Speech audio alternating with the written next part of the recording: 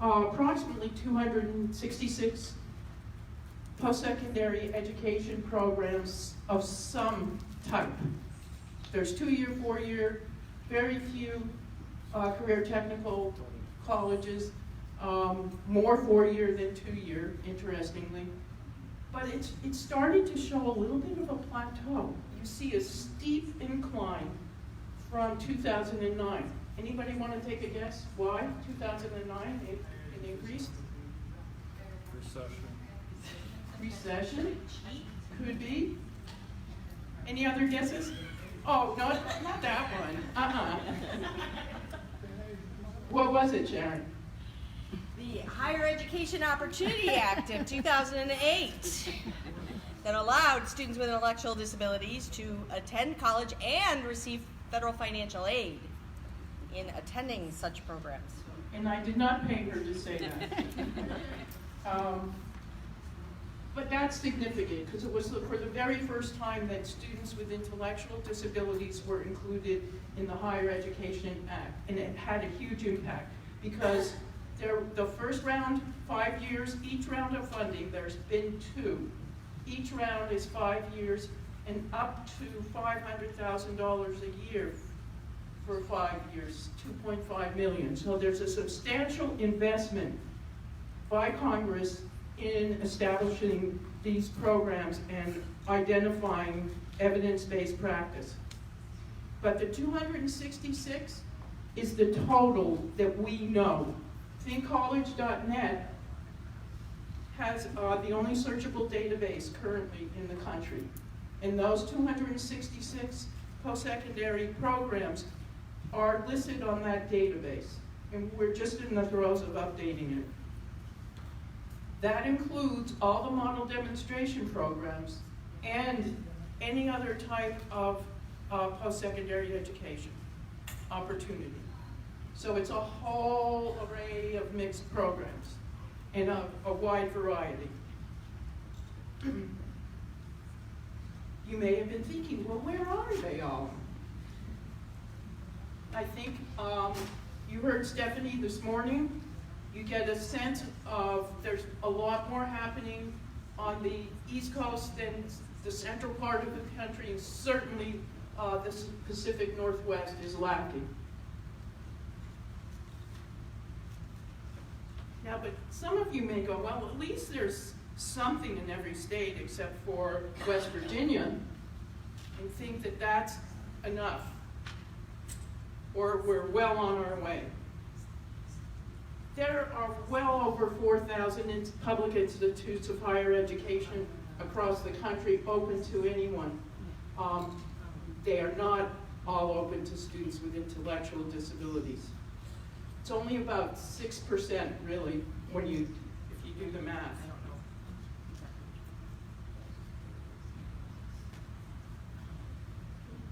So we've got a lot of work to do to grow this. And that's part of the mission of what this coalition is about. Now, I'm not going to go into these 7 barriers that you see here, just to tell you on another project I'm involved with. These were, and we did a bunch of focus groups in Florida to find out why these institutes of higher education were not opening their doors to students with intellectual and developmental disability. And this is the themes that emerge. These are draft. But I think as you're thinking about planning to grow the opportunity in your respective geographic areas, it would help you to start looking at these.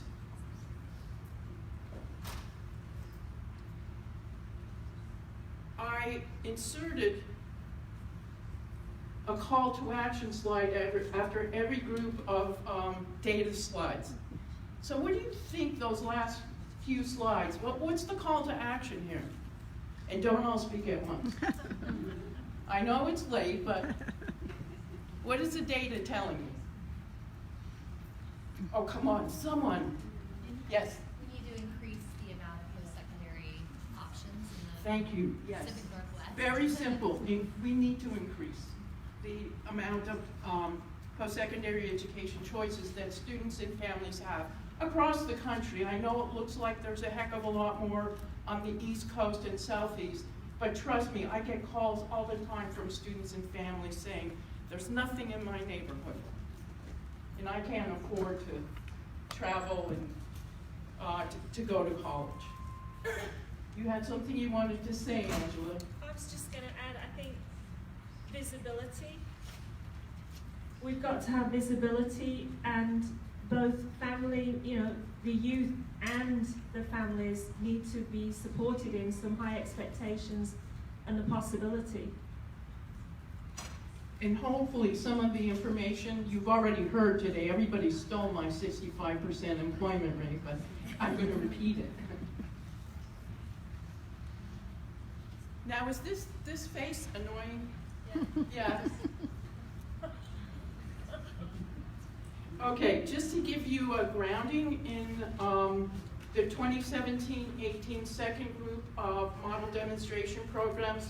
By the way, the acronym for them is TIPSID. It's kind of awful. It doesn't roll off the tongue fluidly, but a transition post-secondary education program for students with intellectual disabilities, a mouthful. This is from 2018. This is the last year's. We have data on from the second group of those 25 grantees. And you can see, I'm not going to go through each one of these, but you can see the demographics of the sample size. I wanted you to have a sense of that, so when I review some of the data, it can make more sense to you. I do want to point out the gender category. 38% female and 62% male. There's more individuals. Why is that? Why there's so many more boys than girls going to college? More boys are identified as More, having. that's exactly it. However, having said that, oh, you didn't. Jeez. Okay, I like that activity. She said there are more males identified with intellectual disabilities than females in the general population. So naturally there's going to be more males. But I think this is somewhat inflated. And this is just a guess on Deborah's part. I think families somewhat are more protective of female children. And they're afraid probably of the drugs, sex, and rock and roll, if you will, or they're thinking back to when they went to college and are terrified. I'm being extreme here, but I think there's some of that kind of going on. I do not have data on that, so that's just opinion. Okay, let's look at academics. Hey, Deborah, can I ask you one question on the last slide? Oh, absolutely not. Okay. Can you talk at all about how, because I think sometimes people assume that there's a consistency in the idea of the definition of an intellectual disability, and there may or may not be. When you say consistency, meaning everyone's the same? No, I mean how people are thinking about what is an intellectual disability and who are the students that meet the criteria that should be participating. How much time do we have? I just wanted you to touch on it, one quick talking point, that it's not the same. It is not the same. It is, I mean, there's a high degree of variability about who in these the are. definition that I think you reviewed that this morning, Stephanie. It's very clear that you can drive a Mack truck through that definition. It's an incredibly variable definition, and in fact, the model demonstration or TIPSID programs have struggled with this. What is an intellectual disability? Do I need a document? You're shaking your head, yes. I see the Portland State folks, because I know I've had conversations with you. You're not the only ones, you're not alone. It's a real issue, Sharon. I would disagree. I think it's clear and people aren't following. Well, we can I would, from a federal perspective, I would agree, but I think that's the problem, Stephanie, is that I think that it's not, that people are making decisions in part because across our states, I mean, we have a lot of variability about what it means to have an intellectual disability. It means one thing in school, it means a different thing in a Medicaid program, it means a different thing for Social Security purposes, it means, it's a systemic question, and I think I can tell you there's massive variability across programs, and even those that are not model demonstrations. And having said that, there's also variability across the support needs that students, let's assume they all have an intellectual disability. The level of support students need are very, very different, and there's a tendency that I'm seeing now toward lower support needs and programs. Any more wonderful questions, Sharon? Okay, course access. This is an issue. In case you can't see, the blue courses down here are what programs from the model demonstration are reporting are inclusive. It started, this is from the second cohort, or tips, it's 43%, 45, and 53. The good news, it went up a little bit. The number of specialized courses is at 47%. This hasn't changed much over the whole funding period, both from the first cohort and the second cohort. Anybody have questions on that? I do. So I was wondering, is there a criteria that we can use to enable more inclusive courses to be in their applications? And I didn't pay you either.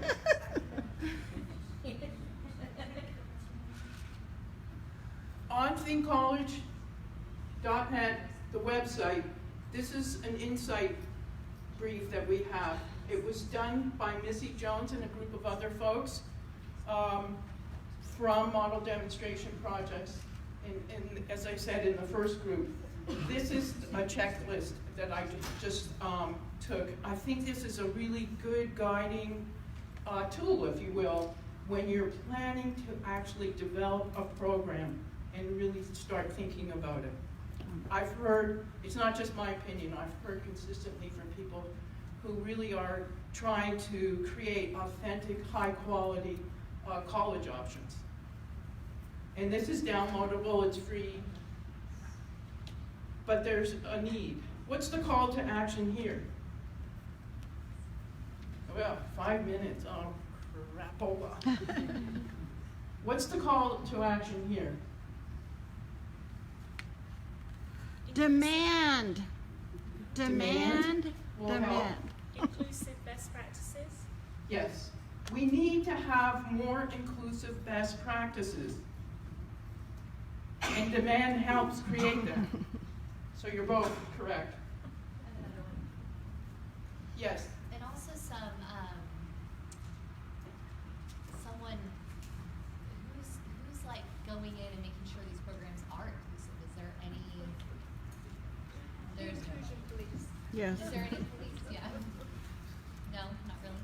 The National Coordinating Center is working with each and every program to take a look at becoming a more authentic, inclusive post-secondary education program. And we based it on the data that each program submits to us, which is quite substantial and probably burdensome, if you will.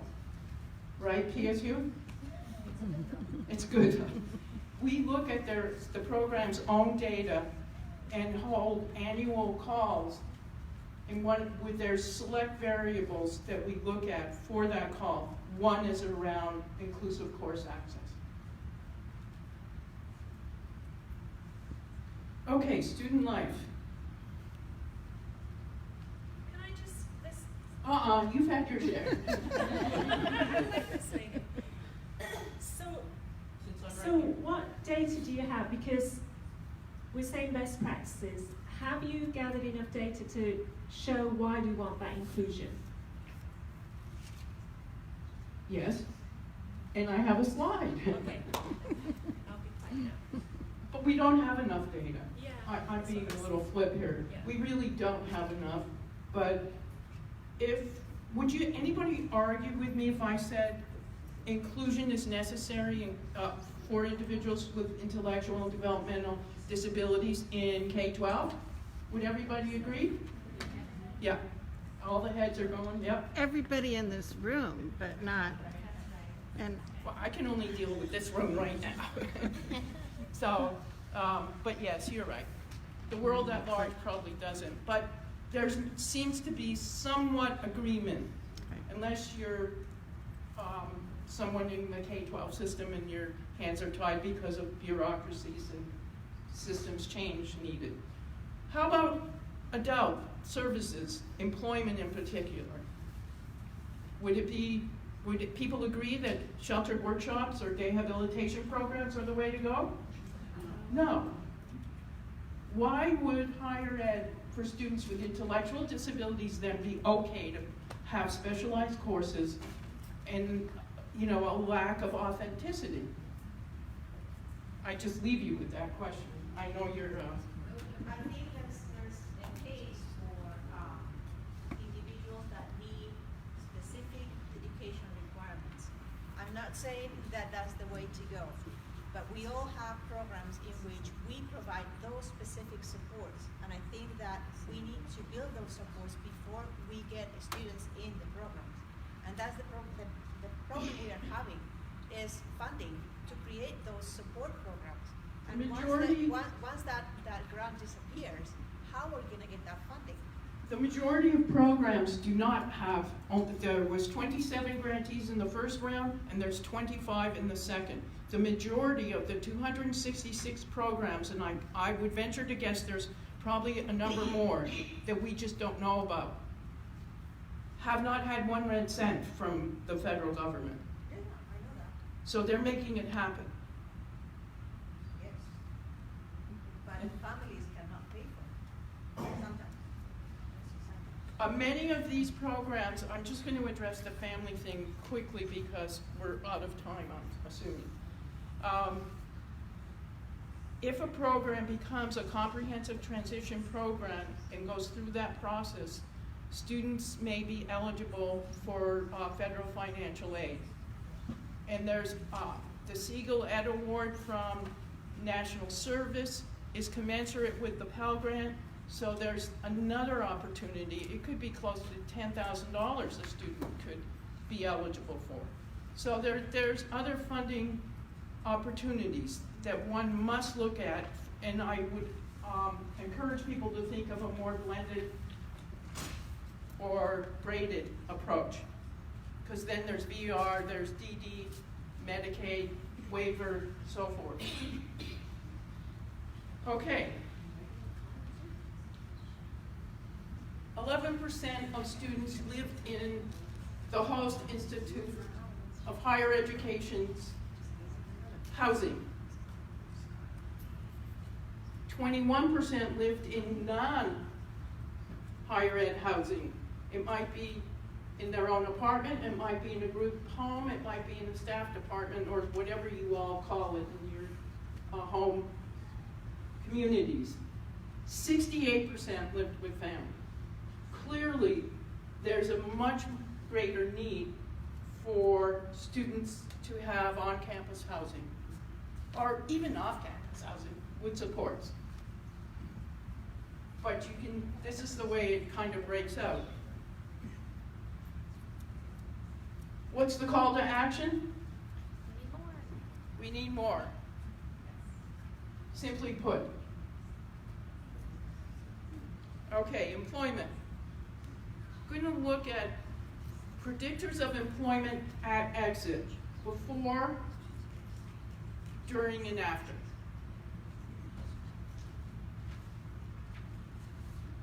Okay, employment. For the model demonstration program, 47% of students attending, which is hundreds of students, is at 47%. Now, while students are in college that number of hours students work is extremely variable because they're taking classes and they're participating on campus. Yes?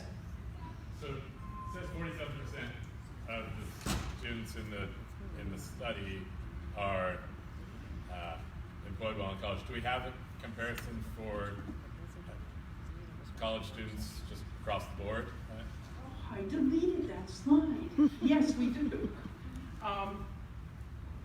It's running a little higher than the undergraduate population in terms of employment. The students in the model demonstration program the rate of employment is a little higher.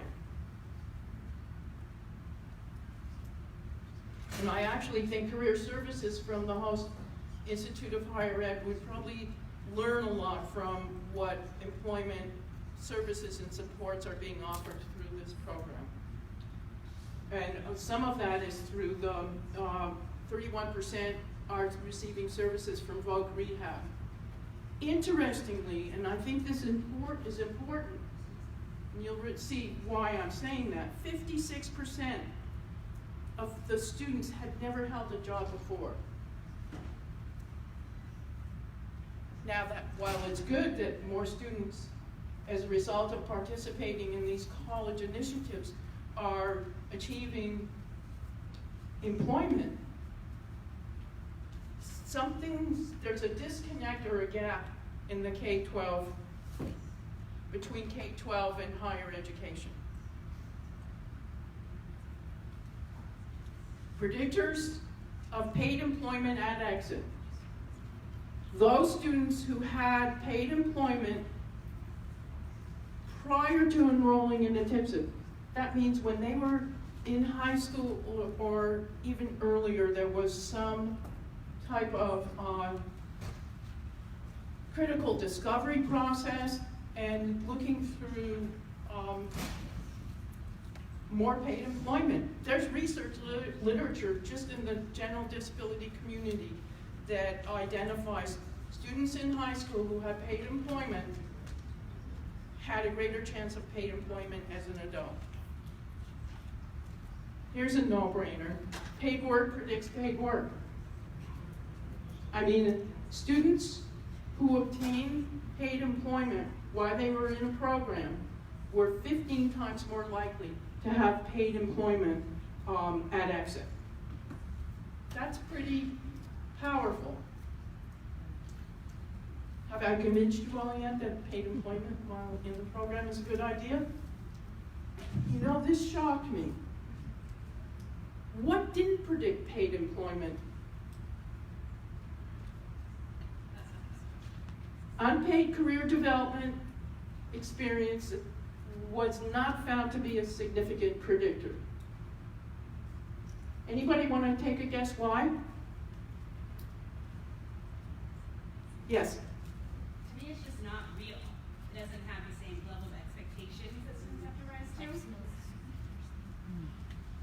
And I think from what I've seen, now this is anecdotal again, we're going to have to dig much deeper on this statistic, is that a lot of these unpaid or career development experiences go on and on and on, and you never get to the paid part.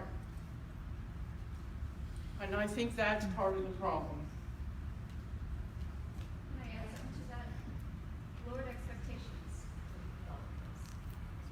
Lower expectations. Lowered expectations. Yep, thank you, Sue. What's the call to action here? Come on, it should all be More jobs. more jobs, paid, employment. Money. Free eds. Use free eds. That's a whole other session. You're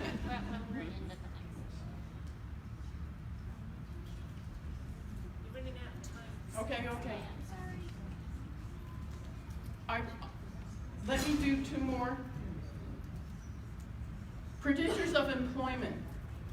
This is, I think, very interesting, maybe just because I'm a data geek, but a positive predictor was the number of years that the students were in the program. A negative predictor was the number of specialized courses This is the first information we have around the need for inclusive courses because specialized courses are leading to poorer employment outcomes. What do you mean by specialized? Segregated Okay. classes only for students with intellectual disabilities, for the most part.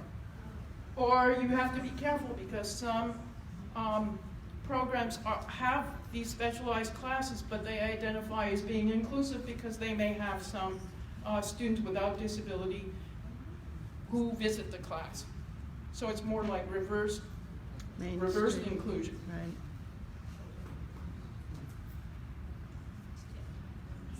Call to action here? Well, K-12 also. Yes, we need more inclusive courses. And extended time in college to learn and develop. And yes, extended time. Here's another one, let me just skip.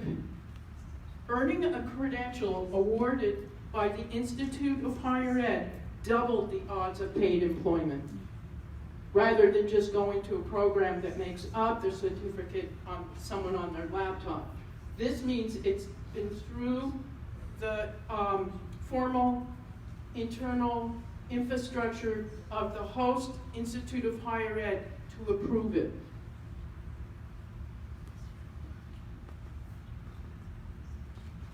Okay, I can't leave without these last two slides. You've seen this before, and I think it's kind of like a thing today. I want to caution people why this is great news. This is a small sample size. It's 155 students who have 1 year post-exit of a post-secondary ed program. Had 65% of those students had a paid job, paid at minimum wage or higher, working for 15 hours or more a week. That's compared to 17 to 20, I've seen some with 20% of individuals with intellectual or developmental disabilities being employed. That's from the National Core Indicator data. Sue? Does any of your data look at like the kinds of jobs, the opportunities for advancement, the wages, the potential for benefits, that kind of thing? We have some of that. Not enough time to analyze it yet. Right. We're definitely going deeper. As you can see, those of you who have seen me present before, we're getting deeper. And the last one, and I promise I'll stop, or Angela's going to get a hook, really surprised me. This, if you look, a little over 90% of individuals, those 155, reported being satisfied or very satisfied with the social aspects of their life, in comparison to 40% of individuals with intellectual and developmental disabilities from the National Core Indicators data. So this is really showing a significant improvement in the isolation students often feel. And I was so pleased to see this. Okay, that's it. There's one other one. This is just a resource slide. It's free. It's on the website. It's a student resource guide that's part of a new book we did on navigating transition, and it was developed by students for students. So I would hope you take a look at that. Thank you all. Thank you. And that was Debra Hart from Think College. So we've kind of blown through